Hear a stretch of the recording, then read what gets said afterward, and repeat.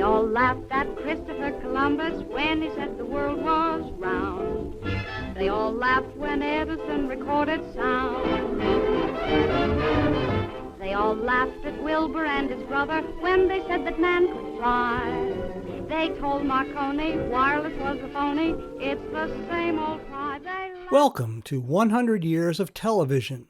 This is episode number 7, Black Light Machine. For 100 weeks, starting in October 2025, this podcast is going to recall the top 100 milestones in the first 100 years of television and video. We're going to look back at the technological innovations that spawned the medium, the programs that demonstrated its awesome potential, and explore the cultural changes that have emerged in the century since its invention. The countdown is pegged to culminate on September 7th, 2027. That's the 100th anniversary of the day that television as we know it was invented. I'm Paul Shatskin, author of The Boy Who Invented Television, the definitive biography of Philo T. Farnsworth, who invented the world's first all-electronic television system. In the last episode, after several weeks recounting the prehistory of television prior to 1927, we finally got around to September 7th, 1927, the pivotal date we seek to celebrate. Today, we'll look back at some of the things that were happening even as that momentous date approached and passed. In 1927, radio was still a relatively young medium, but the subject of television was already generating headlines. Among them, this one in the New York Times on April 8th, 1927. Far-off speakers seen as well as heard in a test of television. The headline was accompanied by a photo of then Secretary of Commerce Herbert Hoover holding a telephone receiver to his ear and gazing into a box. The previous day, AT&T President Walter Gifford sat at a terminal in New York City and essentially FaceTimed with Hoover, who was sitting at a similar terminal in Washington, D.C. The system they used has to be considered the prize winner for the most bizarre mechanical television system ever devised. Developed by Dr. Herbert Ives at the recently formed Bell Labs, the transmitting end of the system used the familiar scanning disc that had been the heart of television experiments since Paul Nipkow first proposed it in 1884. But photos of the receiver show an electric motor rigged to an ungainly harness of 2,500 pairs of individual wires. Each of those wires sent an electrical impulse to a matrix of 50 rows of 50 individual bulbs in a 2-foot by 2-foot display. The resulting demonstration only rendered 50 blurry lines per frame, but was heralded in the Times as a triumph. Herbert Hoover made a speech in Washington yesterday, the page 1 article began, and the audience in New York both heard and saw him. And while a subhead was careful to note that the system's commercial use was in doubt, some sense of the new medium's eventual future was foreshadowed in other parts of the demonstration. Secretary Hoover's remarks were followed by a vaudeville comedian who told jokes with an Irish brogue and then smeared on blackface to continue with a new line of quips in Negro dialect. Something like the AT&T demonstration was replicated across the Atlantic the following year. Of all the names associated with television before 1927, perhaps none is more prominent than that of John Logie Baird.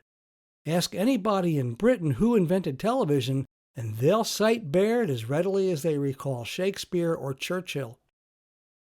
Baird was a somewhat eccentric Scotsman who tinkered with a string of oddball inventions in the 1920s. A rust-resistant glass razor, jam made with paraffin wax, and most famously, Baird's thermal socks, electrically heated footwear meant to keep feet warm in England's perpetually damp climate.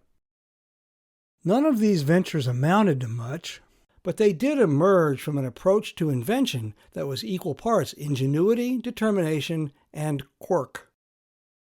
By 1923, Baird's string of curiosities left him pining for worthier pursuits. From his boarding house in Hastings, he directed his efforts toward the rising interest in transmitting moving pictures by electrical means. Starting with a homemade Nipkow disc, a tea-chest cabinet, bicycle lamps, darning needles, and scavenged radio parts, Baird began assembling the contraption he called the televisor. The results were primitive, ghostly images of the disembodied head of a ventriloquist dummy called Stooky Bill, but they were results.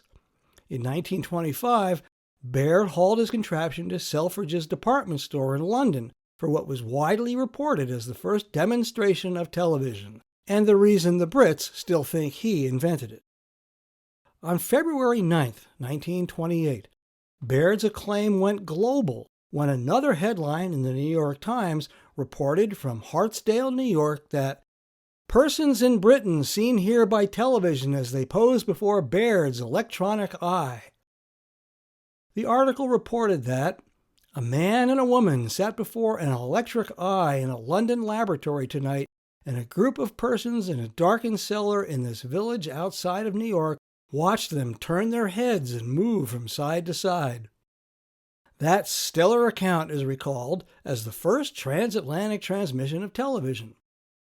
It cannot be stressed enough that all the publicity surrounding events prior to and even after 1927 employed archaic systems based on the electromechanics of the 19th century, when clearly what was required was an approach that embodied the advances in physics that rose in the early 20th century, relativity and quantum mechanics. The news that one man had utilized that knowledge in the quest for television was revealed to the public in the pages of the San Francisco Chronicle on September 3, 1928, with a headline that read, "SF Man's Invention to Revolutionize Television. New Plan Bans Rotating Disc in Black Light." A front-page photo shows Philo T. Farnsworth, sporting a mustache he thought would make him look older than his 22 years, posing with the sending and receiving tubes for the television system he invented, and reports, "Two major advances in television were announced yesterday in San Francisco. Philo T. Farnsworth and local capitalists, headed by W. W. Crocker and Roy N. Bishop, are financing the experiments and have aided him in obtaining basic patents on the system. New principle applied. All television systems now in use employ a revolving disc, 2 feet in diameter, to break up or scan the image. Farnsworth's systems employs no moving parts whatever. Instead of moving the machine, he varies the electric current that plays over the image and thus gets the necessary scanning. Perfect motion records. His system is a queer-looking little image in a bluish light now, one that frequently smudges and blurs, but the basic principle is achieved and perfection is now a matter of engineering. The sending tube is about the size of an ordinary quart jar that a housewife would use to preserve fruit. Farnsworth had operated his small laboratory at 202 Green Street in San Francisco in relative secrecy for nearly 2 years. The only visitors were friends, family, and his financial backers, who wanted to cash in on their investment from the moment its minimal viability was achieved. When the press was finally admitted, less than a year after the principle was proven, it was at the insistence of those investors, hoping to raise more money or to sell out to a bigger company. But that's not what Farnsworth wanted. Unlike his investors, Farnsworth fully understood the long-term value in the portfolio of patents he'd begun to assemble. He rightfully expected that the royalties from those patents would be paid by all the companies that those investors wanted to sell out to. Farnsworth's interest was less in the potential fortune that his invention might generate than it was for the freedom that fortune could afford him to pursue whatever line of invention he chose to pursue in the future. Farnsworth thought he was living the 20th century version of the American dream that the likes of Morse, Edison, Bell, and Marconi had realized in their time. He may have neglected to take into account the vested interests that those accomplished predecessors had left behind. Even though the threshold from mechanical to electronic video had finally been crossed, it was clear, as one backer said after first seeing what Farnsworth had wrought, that it would take a mountain of money as high as Telegraph Hill to monetize the crude tubes Farnsworth posed for in the Chronicle photos. Farnsworth, his wife Pem, her brother Cliff, and his bride Lola picked up a copy of the Chronicle from a newsstand on Market Street. After momentarily basking in the glow of their sudden renown, Phil struck a more sober tone for what lay in store for them.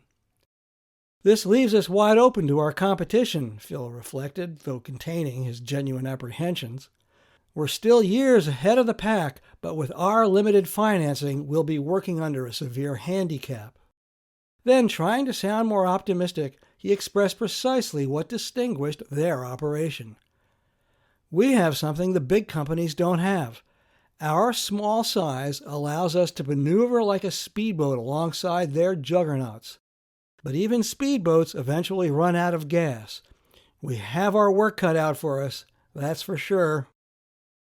Indeed, once that article appeared in the San Francisco Chronicle and went out on the wire services across the country, all those big companies on the East Coast, not least among them the ambitious and well-capitalized Radio Corporation of America, now knew that real television existed in the world, and the race was on to deliver it to the marketplace and reap the abundant rewards that were sure to follow. Before we wrap up this episode, I've got one footnote to add. I am compelled at times to use the word electronic to distinguish Philo Farnsworth's invention from the mechanical systems that preceded it. I do this largely to mollify other historians who take a broader view of this record and insist on the use of that qualifier. But who are we kidding? Once television went all electronic, it was the only kind that mattered. This brings us to the end of episode 7. Stay tuned for the next episode, countdown number 99, where the general public gets its first glimpse of what is in store when Farnsworth demonstrates his invention at the Franklin Institute in Philadelphia in the summer of 1934. Thanks for listening to 100 Years of Television, a 2-year countdown to the centennial of television on September 7th, 2027. For more, aim your gizmo to tvcentennial.com.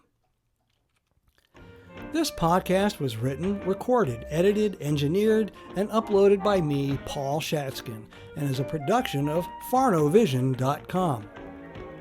If television was invented by somebody named Farnsworth, why don't we call it Farnovision? They all said we never would be happy. They laughed at us and how. But ho, ho, ho, who got the last laugh?